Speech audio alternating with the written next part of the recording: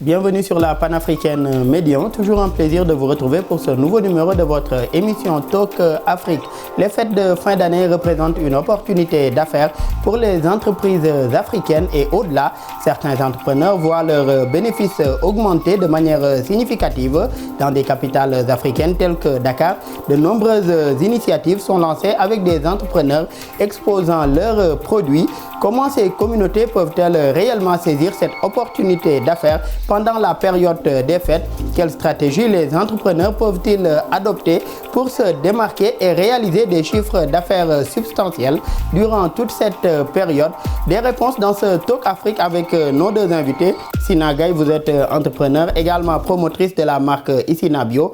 Merci encore d'avoir répondu présente à notre invitation. Merci pour l'invitation, nous sommes très ravis d'être là avec vous. Le plaisir est partagé. En face de vous, vous avez Madame Zogo Donatella Epoué. Vous êtes styliste, designer, photographe et promotrice de la marque Donatella Création. Merci également d'être là avec nous. Merci à vous de me recevoir. Et nous souhaitons une bonne émission à tous nos téléspectateurs. Merci beaucoup. Très bonne émission à vous deux également. Et selon vous, quelles sont les opportunités d'affaires spécifiques durant ces périodes de fête? Quelle opportunité est-ce que cela offre aux entrepreneurs et même aux populations et aux potentiels prospects et potentiels clients également? Faites déjà à tous les téléspectateurs, parce que nous sommes en plein dedans. Donc je dirais que c'est une période vraiment fructueuse, si je peux le dire comme ça, parce que on a un grand marché qui s'ouvre, on a des clients qui sont déjà avérés et préparés pour cette période. Beaucoup font même des économies pour la période des fêtes. On a aussi les entrepreneurs qui se lancent, parce qu'en général, il y a beaucoup qui attendent le moment propice, le moment adéquat pour se lancer. Et de manière générale, c'est pendant la période des fêtes. Donc c'est vraiment je dirais un temps spécial pour les entrepreneurs, quelle que soit vraiment la catégorie ou le domaine dans lequel celui-ci ou celle-là évolue. Et aujourd'hui, durant cette période ou ce temps spécial aujourd'hui, comment est-ce que vous vous organisez en tant qu'entrepreneur pour stimuler davantage vos activités? Alors, il y a deux astuces ou deux techniques que tous les entrepreneurs mettent sur pied à cette période. En général, ce sont les promotions et la publicité. Donc la publicité, elle n'est pas uniquement, je vais me dire, elle ne se limite pas à passer à la télévision ou une annonce radio, mais la publicité, elle est vraiment très large, c'est-à-dire même ne serait-ce que créer son réseau sur lequel on communique pendant cette période. C'est déjà un bon moyen de dire je suis là, je suis présente. Et durant cette période, Sina, est-ce qu'il y a des produits qui sont le plus demandés spécifiquement ou bien tous les produits marchent durant la période des fêtes, surtout les fêtes de fin d'année? D'accord, effectivement, il y a des produits qui sont beaucoup plus sollicités. Par exemple, notamment, je pense aux jouets pour les enfants, les habillements et tout ça. Donc, ça marche très bien. Et en fait, les clients marchent par saisonnalité, en fait. Particulièrement ici au Sénégal, nous avons plusieurs périodes comme ça qui ressemblent à la fin de l'année, de décembre. Nous avons par exemple la période de Tabaski Korité aussi, où les tissus, les bijoux marchent très bien. Donc, il suffit juste de bien saisir en fait ces opportunités selon les besoins qu'on a et d'aller cibler en fait la période. Par exemple, si on a besoin de jouer de tenue de soirée par exemple, comme avec ma collègue styliste, c'est durant cette période de fin d'année. Maintenant, il y a les tissus beaucoup plus africains traditionnels, il faudra plus attendre la période de Korité Tabaski et voilà, c'est un peu divisé durant l'année en différentes saisons, comme on l'a en Europe par exemple avec les périodes de soldes. Ici, nous avons ces périodes-là. Et en tant qu'entrepreneur, souvent vous avez également votre clientèle. Donc durant cette période, vous priorisez votre clientèle ou bien pour la vente, vous êtes beaucoup plus open, beaucoup plus ouverte? C'est une belle opportunité d'ouverture parce que souvent avec par exemple les foires, les expositions, plusieurs entreprises sont présentes et donc c'est une occasion de toucher en fait la clientèle d'autres structures qui est là. Donc c'est une belle communauté qui est présente et ça nous permet d'avoir une visibilité beaucoup plus large. Tout à l'heure, ma collègue parlait de publicité. Le fait juste d'exposer ces produits, c'est une belle promotion qu'on fait. On permet aux gens de voir, de toucher, de sentir. Par exemple, en ce qui nous concerne, par exemple la cosmétique, on est là actuellement 100% en ligne et ces fois c'est une occasion en fait de toucher le public, de leur montrer qu'est-ce qu'on fait concrètement. C'est ça. Des fois pour montrer au public concrètement ce que vous faites, pour exposer vos produits, pour également développer de potentiels partenariats avec d'autres entrepreneurs ou même des entreprises. Vous, je pense que Donatella, vous exposez également au marché de Noël. Comment se passe aujourd'hui cette expérience-là? Alors je dirais que c'est ma plus belle expérience de marché de Noël à l'heure actuelle. Parce qu'il faut savoir que cet environnement de marché de Noël ou exposition, vente et tout, c'est quelque chose que je commence que cette année. Mais là, j'ai trouvé une très belle dynamique parce qu'en fait, entre stylistes et entre exposantes, on s'est dit pourquoi pas, pendant ce marché, créer une coalition. Donc, ce qu'on fait, c'est qu'on prend un modèle qui peut être même la styliste et on lui met plusieurs articles de toutes celles qui sont déjà là, qui exposent. Donc, je dirais que c'est vraiment un bon moment de partage et d'échange. Parce qu'effectivement, on se rencontre, on se connaît, on crée un esprit qui est le meilleur, à mon avis, dans le milieu de l'entrepreneuriat, se soutenir pour avancer ensemble. C'est pas, et vraiment, je dirais que c'est l'esprit de Noël, c'est l'esprit du partage et c'est surtout l'esprit d'une Afrique unie parce qu'aujourd'hui, sur Dakar, principalement au Sénégal, il y a plusieurs communautés, il y a plusieurs nationalités, il y a plusieurs pays représentés. Et lorsqu'il y a une foire comme ça, en général, il y a des articles qui viennent un peu de partout. C'est vrai. Donc, c'est un bon moyen de dire aussi, on est une Afrique unie, on est une Afrique émergente. Et puis, ça y est, on avance ensemble qu'on va conquérir le monde. Et au-delà aujourd'hui des foires, lors des foires, vous l'avez rappelé tout à l'heure, cette synergie, on la voit à travers cette coalition entre artistes, entre entrepreneurs. Aujourd'hui, vous présentez ensemble vos modèles, vous touchez un plus grand nombre de clients. Mais est-ce qu'au-delà aujourd'hui de l'esprit de Noël et des fêtes, ce ne serait pas bien aussi pour ces entrepreneurs d'Africains d'aller vers cela, d'aller vers ce partage, d'aller vers cette synergie entre acteurs pour davantage aujourd'hui chacun tirer l'autre vers le haut? Effectivement, et ça se fait déjà. Et c'est pourquoi je vais lancer peut-être un petit cri d'alarme, un cri d'alarme pour tous les entrepreneurs africains. Ce serait bien que dans nos politiques, on arrive à trouver des solutions pour que le transport, les échanges soient plus fluides. Parce qu'il est dommage que pour se fournir des matériaux occidentaux, ce soit plus facile pour nous d'avoir un billet d'avion que pour aller chez mon frère en Côte d'Ivoire, ou au Ghana, ou au Gabon. C'est vraiment dommage. Qu'est-ce qui justifie donc toutes ces lourdeurs que vous connaissez en tant qu'entrepreneur? Toutes ces lourdeurs, je ne pourrais pas tout définir. Non, pas tous, mais auxquels en tout cas vous êtes confrontés. Les principaux, comme je le disais déjà, c'est au niveau du coût de transport, le déplacement. C'est vraiment énorme. Parce que pour acheter un produit, si je veux par exemple commercialiser un produit, je dirais par exemple mon collier, il y a 3 accessoires qui viennent de 3 pays différents dessus. Donc une fois que je rajoute le coût du transport sur mon produit, il devient beaucoup plus élevé. Alors que de prime abord, ce qu'on voudrait, c'est que les Africains consomment africain. Or, si automatiquement les produits africains sont obligés de devenir des produits de luxe, ça veut dire qu'ils consomment africain. Là, ça devient un souci. Donc, il faudrait vraiment que plus haut, que ça discute, que ça échange et qu'on trouve une solution pour que ce soit plus facile de se procurer des produits africains en Afrique pour pouvoir avoir des usines peut-être un peu plus grandes ou avoir une meilleure coalition, de meilleurs échanges, de meilleures lois sur libre circulation, etc. Pour que nous aussi, nous devenions une vraie force. Parce qu'on a beau le dire, depuis quelques années, on sait très bien que le milieu du textile et de la mode fait partie prenante de l'économie. Et un appel qui, on l'espère, en tout cas ne tombera pas dans l'oreille d'un sourd et que les décideurs vont y prêter fortement attention. Et j'en viens à vous, Sina. Quels sont aujourd'hui les défis potentiels auxquels les entrepreneurs locaux sont confrontés durant cette période? Oui, justement, pour rebondir sur ce qu'a dit Madame Donatella. Oui, c'est ça. C'est vraiment... après, nous, par exemple, au niveau de Dakar, nous avons de plus en plus, les communautés commencent à s'activer et à vraiment s'unir. Par exemple, pour parer à ces difficultés-là, ce que nous faisons, c'est que nous nous mettons en groupe. Par exemple, à chaque fois que nous devons chercher, par exemple, des produits à l'étranger, en Chine ou bien en Afrique, au lieu d'aller chercher seul, on va en groupe parce qu'ensemble, on est beaucoup plus fort. On peut gagner, c'est-à-dire des marchés beaucoup plus intéressants quand c'est en volume, en quantité, plutôt que lorsqu'on est seul. Donc, on essaie de s'organiser un peu pour détourner ces difficultés, les affronter. Et à côté de l'organisation, est-ce que vous êtes confronté aux mêmes tracasseries et au coût élevé aujourd'hui du transport de vos matières premières pour les acheminer à Dakar? Effectivement, c'est le même constat aussi de notre côté. Par exemple, moi, en ce qui me concerne, il y a des produits que je vais ramener de l'Afrique et d'autres de l'Europe, mais ceux d'Europe sont beaucoup plus accessibles.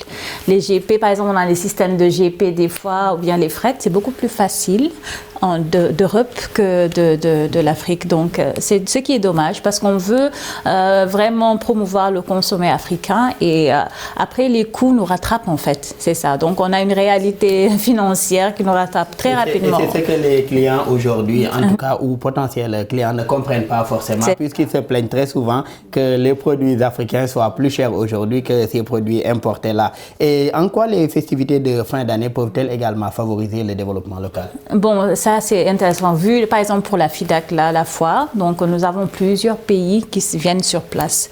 Et là c'est très intéressant parce que ça nous permet déjà de voir des partenaires, des fournisseurs potentiels, d'avoir vraiment de pouvoir avoir accès à des produits qui normalement devaient faire des kilomètres avant de venir à nous. Donc c'est vraiment une belle opportunité pour nous en tant qu'entrepreneurs parce que ça nous permet de gagner beaucoup plus de fournisseurs, d'avoir beaucoup plus de collaboration, de partenariat. Donc franchement, c'est faire des rencontres également en quelque sorte. Oui. Et Madame Epoué, que les petites entreprises ou bien les entrepreneurs, les startups en quelque sorte, quelles stratégies peuvent-elles mettre en place pour davantage attirer des clients pendant cette saison, au-delà des promotions également et de la publicité? D'accord, donc je dirais au-delà, peut-être penser aussi à se rallier à d'autres. Donc comme elle le disait tout à l'heure, la dame, c'est très important de se dire on est là, on existe, mais il y en avait avant nous, il y a de l'expérience. Donc c'est bien pour les nouveaux venus, tout comme moi hein, dans le domaine aussi, je me rapproche des stylistes beaucoup plus avérés, je me rapproche, voilà, de se rapprocher de ceux-là et de prendre exemple, parce que des techniques, il y a des techniques qu'on dit qui sont ouvertes, mais il y en a qui sont cachées. Donc d'aller vers ceux qui au vu de tout le monde, ont plutôt une réussite et d'apprendre d'eux, voilà. Et vous avez abordé tout à l'heure la FIDAC, la foire internationale de Dakar. D'ailleurs, vous y exposez Madame Gueye. Qu'est-ce que cette période représente pour vous, une foire pareille, la FIDAC? Franchement, une belle, très très belle opportunité parce que vraiment le nombre de personnes qui nous trouvent, ça nous permet de toucher beaucoup plus de personnes en fait. Et surtout, comme j'ai dit, nous, par exemple, notre entreprise, c'est du 100% en ligne pour le moment. Donc, il y a beaucoup de gens encore en Afrique par rapport au digital qui sont un peu réticents. C'est-à-dire, voilà, voir des produits en ligne et les acheter, c'est pas trop leur truc.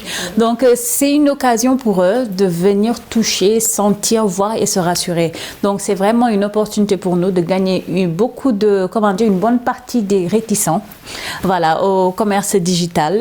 C'est une occasion aussi de toucher d'autres cibles, d'autres publics qui étaient là. Donc, nous aussi, on est dans l'action, on n'est pas passif, c'est-à-dire on n'attend pas que notre cible nous vienne, on va chercher en fait les clientèles, leur montrer ce qu'on fait, qu'est-ce qu'il y a d'original dessus. Donc, c'est une belle opportunité. À chaque fois, par exemple, qu'on a eu ce genre de marché, nos chiffres, voilà, sont multipliés par 10, par 20, parce que voilà, il y a beaucoup de gens qui sont pas encore très digital, donc acheter du 100% en ligne, c'est pas leur tasse de thé, voilà. Et Madame Epoué, vous, quel regard portez-vous sur des initiatives pareilles, à savoir la foire internationale de Dakar ou le marché de Noël? Quel regard portez-vous sur les initiatives pareilles pour les entrepreneurs que vous êtes? Ouais, pareil que Madame Gueye, c'est juste des moments exceptionnels où effectivement on a surtout l'occasion de rencontrer directement notre clientèle. Parce que pour certains types de produits, par exemple, moi je fais des pièces uniques et des séries limitées. Une cliente va commander un produit aujourd'hui et elle reviendra peut-être 4-5 mois plus tard lorsque j'aurai une nouvelle collection ou une nouvelle série. Et il n'y a pas forcément le temps de se rencontrer, de discuter. Voilà quoi. Donc là, c'est vraiment une bonne opportunité de rencontrer déjà la clientèle, de vraiment la fidéliser et de communiquer avec elle.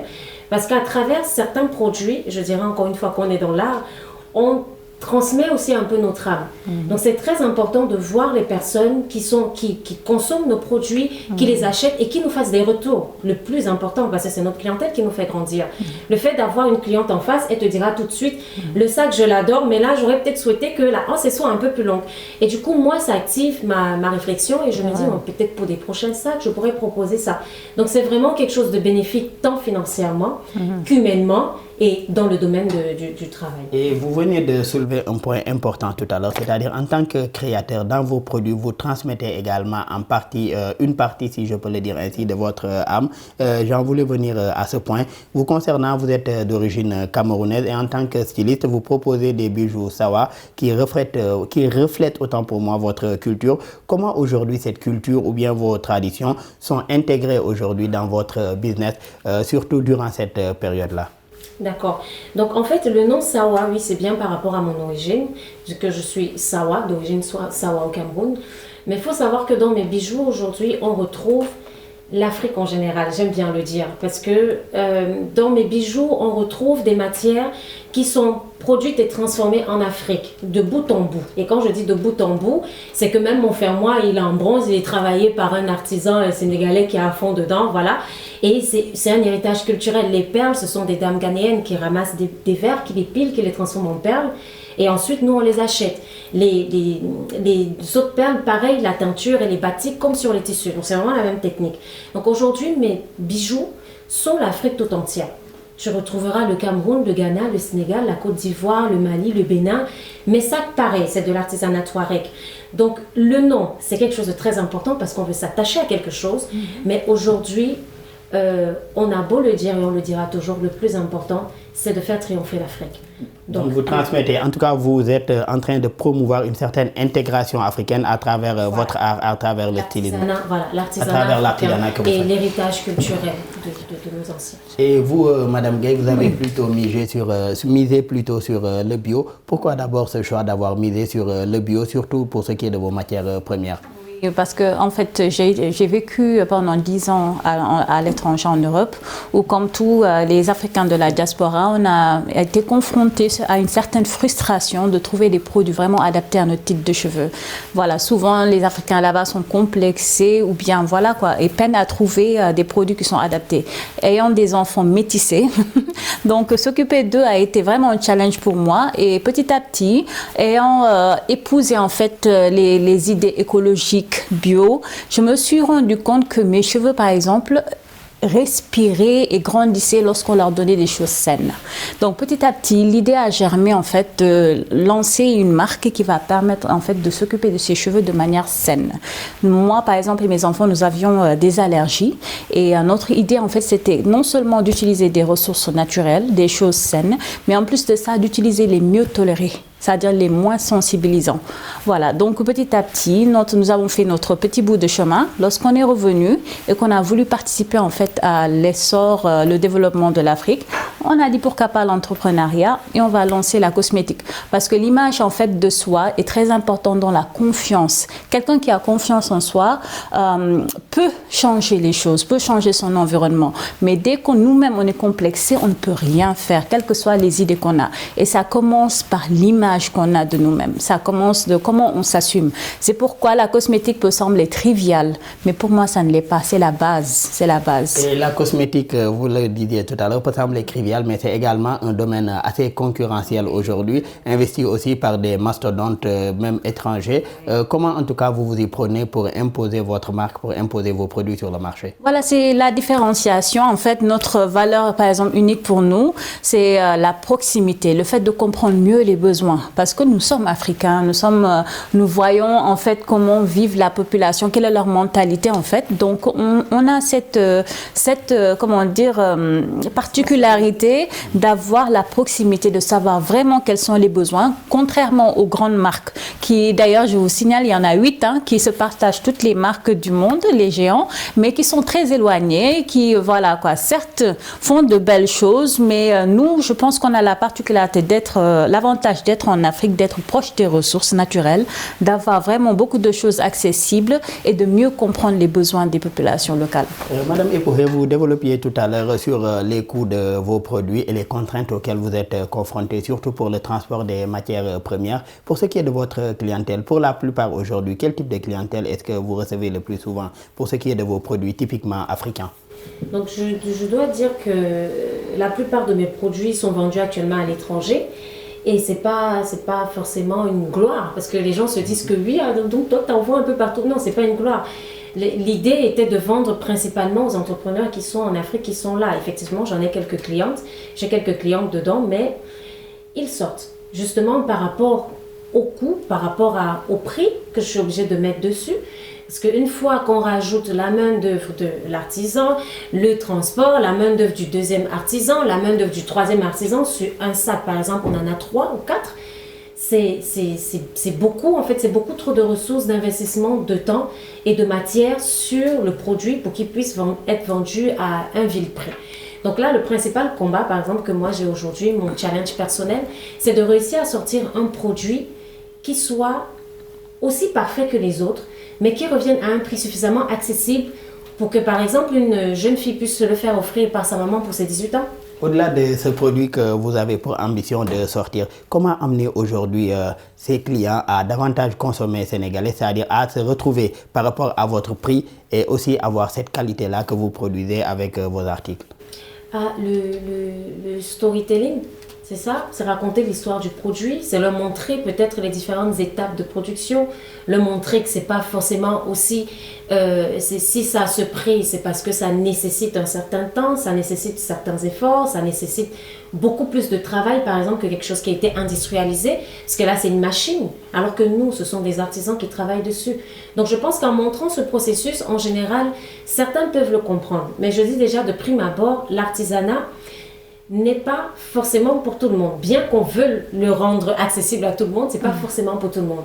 Il y a des personnes qui savent, qui reconnaissent la valeur d'un travail artisanal et qui ne discuteront pas. Bien au contraire, qui te diront, ben moi je suis surprise que ce soit que ça le prix. Ah, moi je vois ça, mais ça j'ai compris que voilà quoi. Donc c'est vraiment ça la dynamique. Et Madame Gueye, vous, quel retour avez-vous aujourd'hui des clients de vos produits bio après les avoir utilisés? Quel retour avez-vous de cette clientèle-là que vous avez? D'accord, des retours positifs. Bon, comme madame aussi, je me suis rendu compte que finalement mes produits s'écoulaient beaucoup plus en Europe.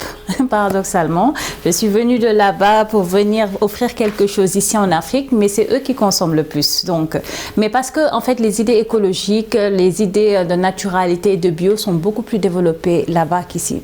Donc juste pour rebondir sur ce qu'il a dit, on a beaucoup d'éducation à faire. C'est pourquoi par exemple avec la marque ici Nabio, nous avons un club privé pour femmes pour leur réapprendre à aimer ce qu'elles sont, à comprendre pourquoi c'est important d'avoir des produits naturels. Pourquoi? Donc parce que c'est vraiment une question de santé, c'est une question vraiment très importante de santé. Beaucoup de produits par exemple sont des perturbateurs endocriniens. On est en train de se demander pourquoi il y a beaucoup plus de cancers, pourquoi il y a beaucoup plus de maladies, alors que l'origine peut être même sur les produits qu'on met. Les industriels souvent sont beaucoup plus axés sur le chiffre par exemple et tout ça, alors qu'il y a une question sanitaire qui est très très importante. Donc là, le retour, c'est vraiment positif parce qu'ils savent qu'est-ce qu'on leur propose. Ils savent quelle est notre, ligne de production. C'est vraiment aller dans des choses saines.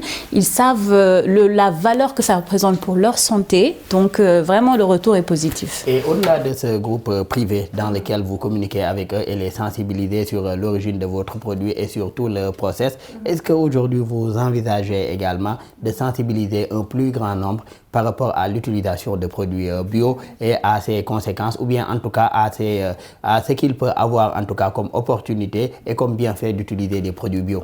Oui, c'est prévu. Parce que là, par exemple, je suis d'ailleurs en train de chercher une animatrice, en fait, qui va gérer ce club-là. Mais vraiment, parce que nous, on est actuellement 100% en ligne et on veut avoir un lieu, un siège où on va vraiment... ou qui sera en fait le siège de notre club, mais nous allons continuer quand même sur le digital parce que ça nous permet de toucher beaucoup plus de monde. Il y a beaucoup de sensibilisation à faire, aussi bien niveau santé, mais aussi niveau, c'est-à-dire notre identité. C'est important que beaucoup de femmes se dépigmentent, beaucoup de femmes se défrisent. Il y a beaucoup de travail à faire pour leur permettre de savoir pourquoi c'est important, même pécuniairement, combien ça peut être très économique de s'assumer, tout simplement. Et avoir en plus le beau, allier le beau, l'agréable et l'utile en même temps. Donc voilà. Et Madame Epoué, vous, quelles leçons ou conseils peuvent être tirés des expériences passées pour maximiser les avantages économiques durant ces périodes de fête? Alors je dirais toujours et encore la communication, parce que ça reste le nerf de la guerre, toujours et encore la communication. Et, pardon, je dirais aussi l'ouverture d'esprit. L'esprit d'écoute, surtout, l'esprit d'écoute et l'ouverture d'esprit. Parce que je pense qu'avec ces qualités-là, on peut aller très loin en se disant qu'on ne propose pas forcément quelque chose d'excellent, qu'on n'a pas forcément le meilleur produit, qu'on n'a pas forcément la plus grosse part du marché. Je crois qu'avec cet esprit et cette façon d'avancer, chaque année, on s'améliore automatiquement. Et parlant de part de marché, comment vous organisez-vous dans ce sens-là? Vous participez à des foires, vous l'avez dit tout à l'heure, vous avez également une clientèle, vous exportez vos produits, mais comment vous organisez-vous pour davantage tirer des parts de marché par rapport à ce que vous faites et vos produits qui sont 100% africains? Alors, je fais beaucoup de ventes en ligne, notamment sur ma page Shop Donatella Créa, mais aussi je fais des fois des boutiques éphémères. Donc, c'est un concept qui est plutôt à la mode et qui marche très bien. Donc, je me retrouve... Et qu'entendez-vous par boutique éphémère? Alors, une boutique éphémère, c'est comme on l'entend, c'est une boutique qui disparaît dans le temps. Donc, je suis au niveau d'un hôtel pour une période bien précise, par exemple pour un temps sur 1 mois ou sur 2 mois. Je fais ma boutique, j'expose, je fais une inauguration carrément et un temps de clôture. Et comme ça permet à la fois de se déplacer dans différents endroits, aussi de toucher différents types de clientèle, et bon, de se faire un bon carnet d'adresses. Donc là, c'est vraiment comme ça que je fonctionne depuis cette année. Parce que je tiens toujours à le rappeler, ça fait même pas 1 an que j'ai décidé de sortir, de m'ouvrir et de proposer du prêt-à-porter. Parce que de base, je suis uniquement sur le sur-mesure. Donc là, c'est un processus que j'intègre encore, des techniques que moi-même j'expérimente et que je conseille parce que j'ai vu que ça marche. J'ai vu que c'est quelque chose qui peut être effectivement efficace. Et comment vous y prenez-vous, Madame Gaye? Juste sur quelques minutes, comment vous y prenez-vous? Donc la communication, le marketing est très très très important. Donc vraiment aller dans les communications, que ce soit à la radio et tout, la publicité en ligne, comme voilà, c'est très important. Sinon aussi, comme il a dit, les expositions mobiles, c'est quelque chose. Par exemple, avoir un stand personnalisé, démontable et faire à des endroits stratégiques. Poser en fait son stand de là-bas et proposer ses produits. Parce que la visibilité est quelque chose qui est très important. Même si sur le coup, les clients n'achètent pas forcément, mais le fait qu'ils reconnaissent votre marque, c'est quelque chose, une valeur inestimable en fait. Davantage travailler sur la visibilité de votre marque à travers des foires itinérantes, des boutiques éphémères pour reprendre votre expression et d'autres opportunités et initiatives du genre. Malheureusement, nous en sommes à la fin de cette émission. Je rappelle que nous recevons Madame Sina Gaye, vous êtes entrepreneur, également promotrice de la marque Issina Bio. Merci encore d'avoir été avec nous. Merci de m'avoir invité, ça a été un plaisir. Merci également à votre co-débattrice, Madame Zogo Donatella Epoué, styliste, designer, photographe, également promotrice de la marque Donatella Création. Merci également, un plaisir d'avoir été avec vous. Merci à vous, un plaisir d'être sur le plateau de Talk Afrique. Merci également aux collègues de l'équipe technique pour les facilitations et pour la réalisation de cette émission. Merci à vous tous qui nous suivez et très bonne suite de programme sur nos antennes.